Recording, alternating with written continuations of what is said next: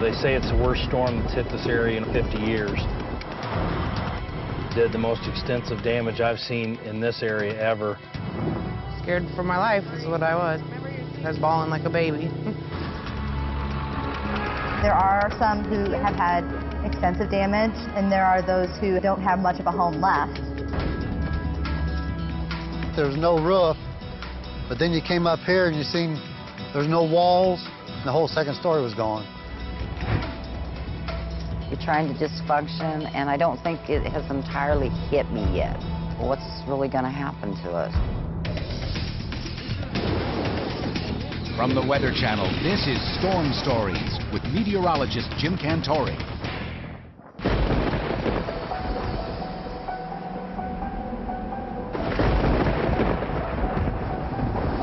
March 12, 2006.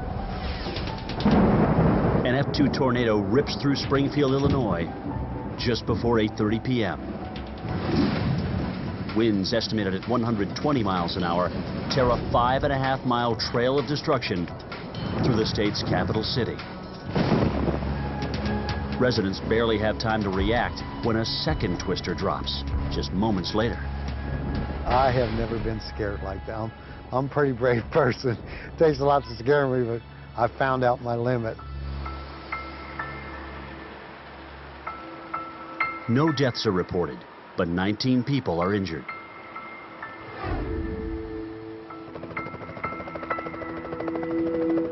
The next morning reveals a new face of Springfield.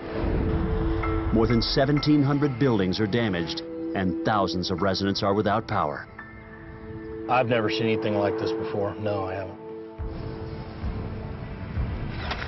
They say it's the worst storm that's hit this area in 50 years. Did the most extensive damage I've seen in this area ever. March 15th. 3 days after the tornadoes, How did we get there? Brad Shivey, business manager for the local laborers union, directs 70 volunteers helping with the cleanup across town. Head to the east side! Almost all the buildings and all the roads you see in this community were built by union brothers and sisters, so we take it personal. And we want to help rebuild this city, so the best way to do that is if we help on the cleaning up.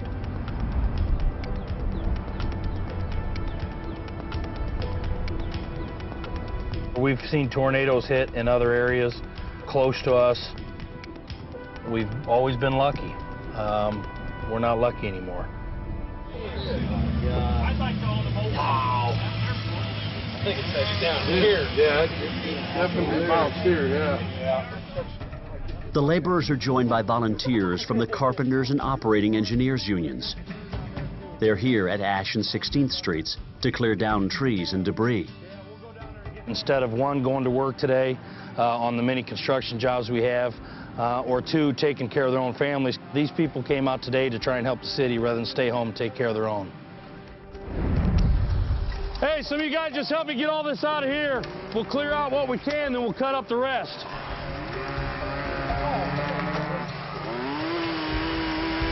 All things considered, this is an easy job for a crew with construction experience. The workers are able to cover a lot of ground fast. Many residents are still without power, and with cars destroyed or blocked by debris, some families have no way to get to a grocery store. We have no power and our refrigerators don't work and all the food's spoiled, so we can't eat nothing.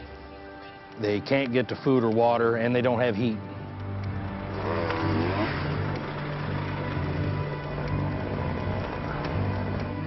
Get us in the bucket, we'll cut this down, and then we can get the rest off of there.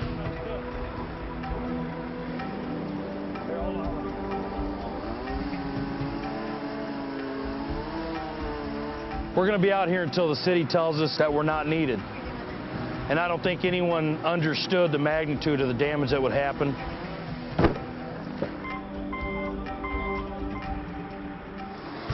Nice job, Mel. Nice job. In less than an hour, the crew is done clearing trees from yards and rooftops. It's time for Brad and the volunteers to load up and help another neighborhood. You ready? Ready?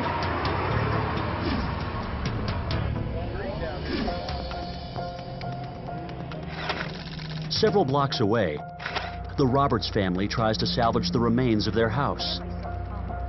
The second tornado hit their home and caused major damage. Jeanette and her husband Dave have lived here for 6 years. This is what their home used to look like. Now, they've lost nearly everything.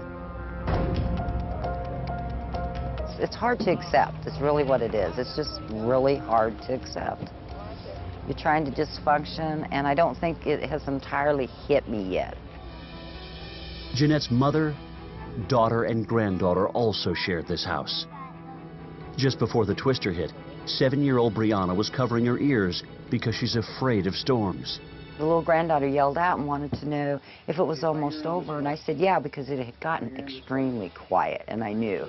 And probably not 30 seconds later, I yelled from here, I said, let's go. And I was yelling, let's go now, now, now, now, move, move, move. And we came down this hall, and we got down and laid right here. So I could hear this ceiling breaking. That's, you know, why I kept telling everybody, get down, stay down. We all made it out okay. I mean, no scratches or anything. After the tornado passed, Jeanette ventured out of the bedroom to inspect the rest of her home. Trees had crashed into her living room. I went to the back door to try to get out. And you can't get out because my house is shifted, it's tweaked. So you can't get out my back door, you couldn't get out. So we were virtually, I thought, trapped in here. Jeanette went to her front door, and it too was jammed shut. She tried the side entrance by the garage.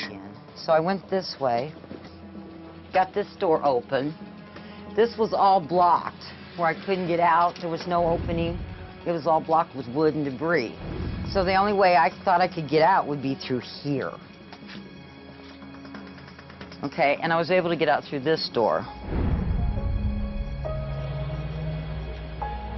Jeanette and her family are still in shock over the loss of their home. I think this is going to take a while for me to get over. Over here. Basically, everything's gone.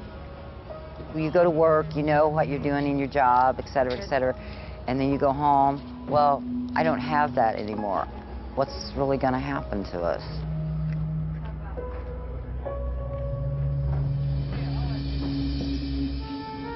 Jeanette's daughter Melissa and granddaughter Brianna take a look at the Pentecostal Power Church next door.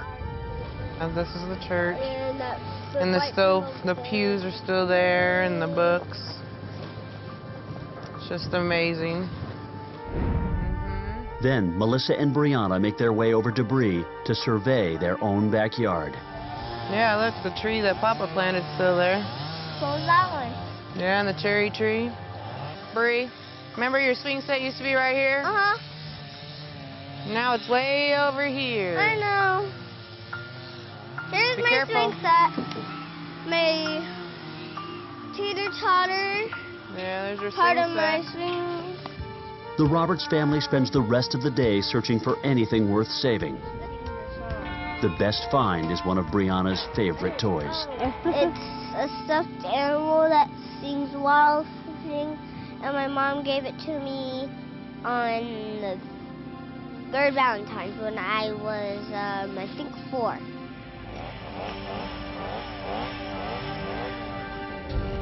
The Roberts and hundreds of other Springfield residents have unlivable homes.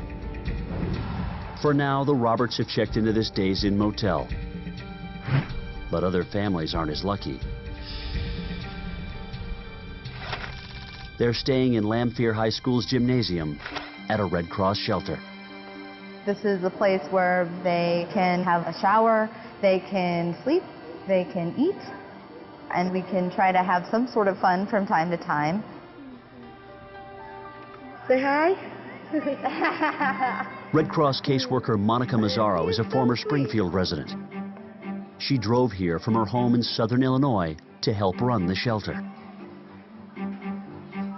More than 200 people have spent the night here since the tornadoes hit. Just ahead on Storm Stories, the Red Cross hits the streets to help people in need.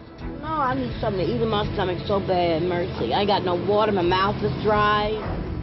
And a Springfield resident grapples with the loss of his home. It just kind of takes your breath away, kind of, but while I'm still here, am I dreaming? No, it happened.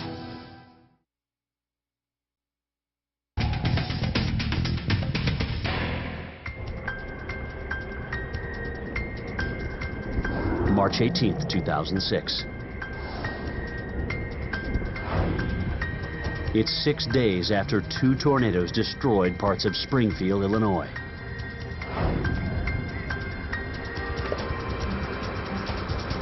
This morning, a Red Cross emergency response vehicle heads toward one of the hardest hit areas.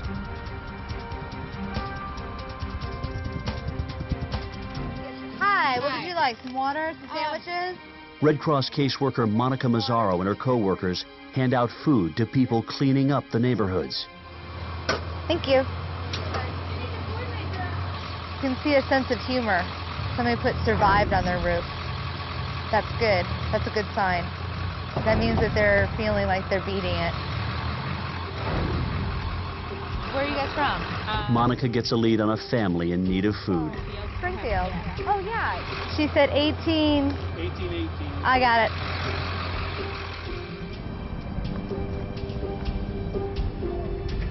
We're trying to make sure that they have something to eat, something to drink while they're cleaning up. And talk to them about how things are going for them. Sometimes, and this is because I'm a caseworker, if there's an opportunity to talk about what their plans are next, what they're thinking about doing. Moments later, Monica finds the house.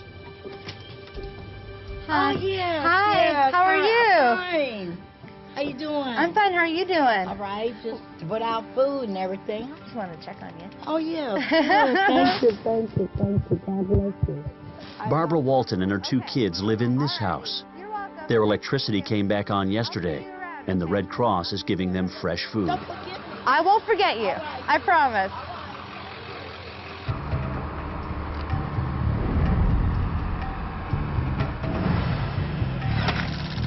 Several blocks away, another survivor gets some unexpected help. Volunteers from across the city show up to clear the property of Ken Beaver. I didn't know there was that many good people around. They don't ask for nothing, but they almost, you know, they won't quit till they can do something for you. They just will not quit. Ken has lived in this house for a year and a half. The loss of his property is still sinking in. You don't really feel. It's just not real. It's surreal. This didn't happen, but it did happen. Deal with it. Before the twister hit Ken's home, it looked like this. That's what attracted me to this place, was that front porch. It was just like where you'd want to sit. Feel the breeze come in. It was just really nice. That's the part of the floor of the second floor right here. And it was basically looked like a little enclosed area. It was really nice. The trees, these were all shade trees. Looked like a bomb went off now. This is where all the glass was flying and everything, you know. On the night of the twisters, Ken was in his living room. He didn't know he was in danger until his roommate, Jim Hashman, returned home. I was just sitting here on the couch watching TV over here. And then he came in and told me that the tornado was coming. The sirens was going off by then anyway. The first twister missed their neighborhood, but a second one quickly followed, and they dashed for the basement. Went down here, through the kitchen, or used to be the kitchen, and down the steps here. But before they could take cover, Ken was distracted by something outside this window. It was like real bright blue-green lights out there, kind of like somebody had a movie going on or something. And it was just the intensity of the storm, I guess. And then I no sooner said something about the light color than everything just started bam, bam, bam, and just shrapnel and everything, you know.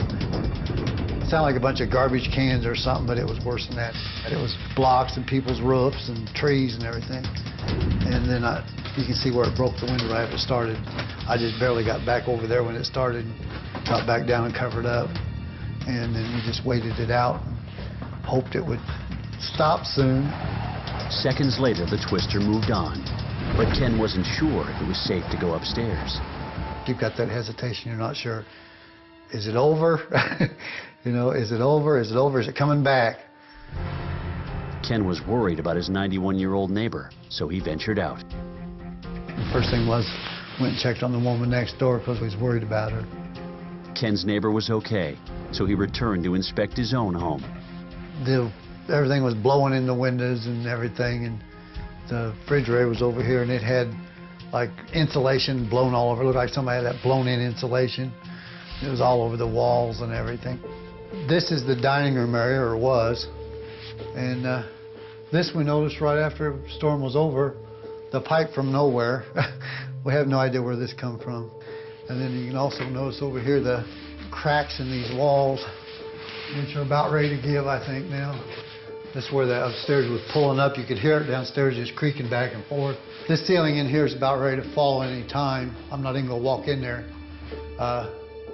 There was water dripping down out of these lights. As bad as the first floor looked, nothing could prepare Ken for what happened upstairs. Now, up here is where we come up to check on the second story. And as you can see, no second story. No roof, no second story. All the stuff that was up here just gone. Okay, 2 bedrooms was up here. The one here came out over the top of the front porch. And then there was another bedroom back here. All I can say is it's gone. It's just gone. Coming up on Storm Stories, 4 generations shared this devastated house. That's toast. Now, the family will have to find a new place to live. Most important is getting us all back together under one roof. That is the most important thing right now.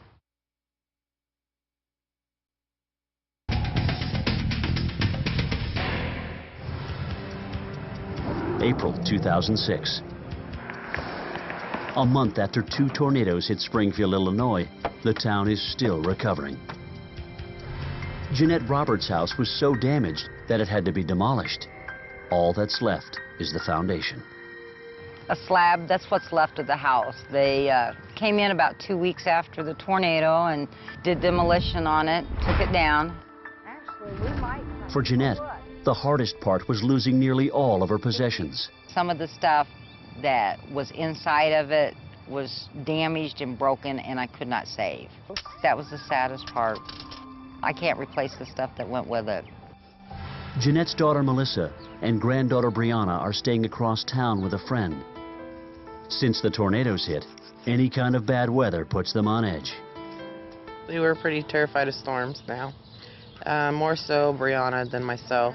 There has been a time since the tornado that there was another siren that went off and we all went down to the basement. I don't fool around no more. Jeanette is living in a rental home with her husband and mother. The Roberts plan to rebuild on their property. I'm ready to get back in my own house with my own yard and start living in it all together again. That is the most important thing right now, putting us back together as a family. For Ken Beaver and his roommate Jim Hashman, it took weeks to clear their yard of all the debris. The garden now yields some much appreciated color after all the destruction. I planted about 100 tulip bulbs last fall, and I was worried that those weren't going to show up, but they come up back here in the backyard pretty good. The house is still standing, but the damage is so bad, it will eventually have to be bulldozed. It's just something ugly to get out of the way now, so it's not going to really bother me that bad. I'm buying the one next door on the corner here. The house belongs to the 91-year-old neighbor Ken checked on after the tornado. She is selling her house to him. The inside's got nice plaster walls. There's no cracks or anything in any of them. The outside needs new siding and roof and windows. All the windows got to be replaced. There'll be a lot of new houses, a lot of updating to the houses that aren't going to be torn down. It'll look nice. In the end, it'll be better. Until they close on the new property, Ken and Jim are renting a place across town. Whatever it takes, maybe 4 months. Hope to be back here by winter. Springfield's just a community that comes together, and that's what everybody always wants. You know, you want to live in a town like that. Thank you, thank you, thank you. Well, I found out I do, so I'm very happy with that. How do the 2006 tornadoes compare to the one that hit Springfield, Illinois in 1957? Find out when Storm Stories returns. How do the 2006 tornadoes compare to the one that hit Springfield, Illinois in 1957? The 57 twister had faster wind speeds, estimated at 210 miles an hour. It was rated an F4 on the Fujita scale that measures a twister's strength. Since Dr. Tetsuya Fujita didn't invent his scale until 1971, he retroactively ranked it by analyzing photos and newspaper accounts. Both twisters in 2006 were rated F2 with wind speeds at 120 miles an hour. The 57 tornado killed 2 people, while no one died from the 2006 twisters. All 3 tornadoes had similar paths through town. For Storm Stories, I'm meteorologist Jim Cantor. Your local forecast is next.